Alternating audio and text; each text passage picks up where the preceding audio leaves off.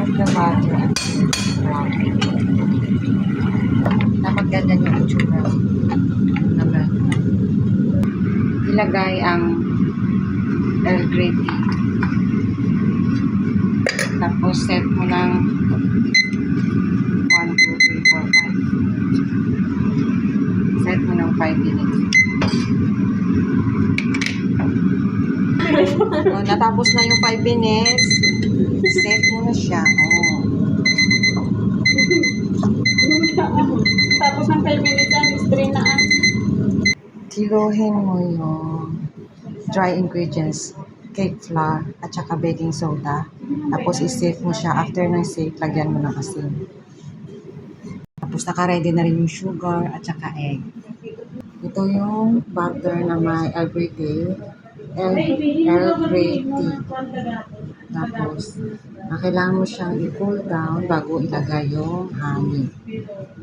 After ma-save, ilagay ng pinch of salt. I-ready mo yung twist. Yan, yung egg, gawin mong fluid using this whisk. Ganyan lang. Kapag ganito na siya, nag-fluid na siya,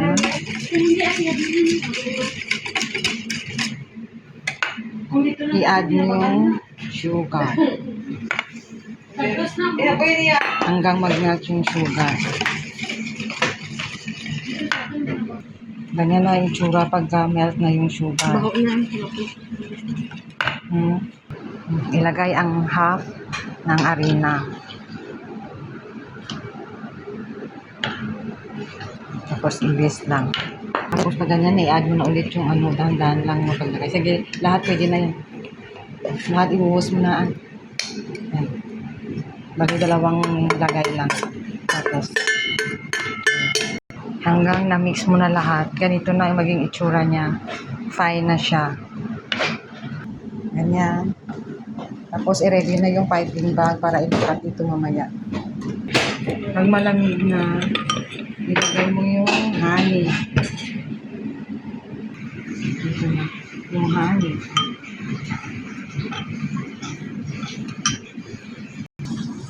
Pag cold na yung butter with honey, ilagay mo na siya dito.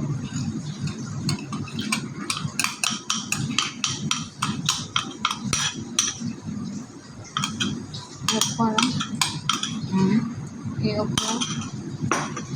Tapos, ganito.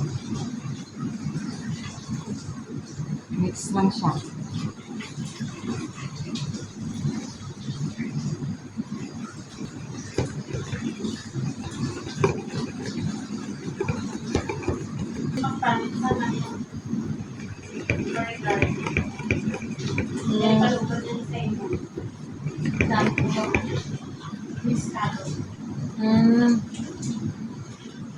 Last one.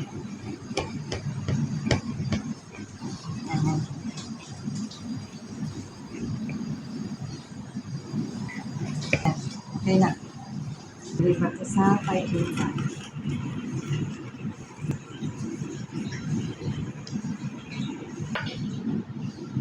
Tapos, i-fridge siya ng at least 6 hours. Best overnight.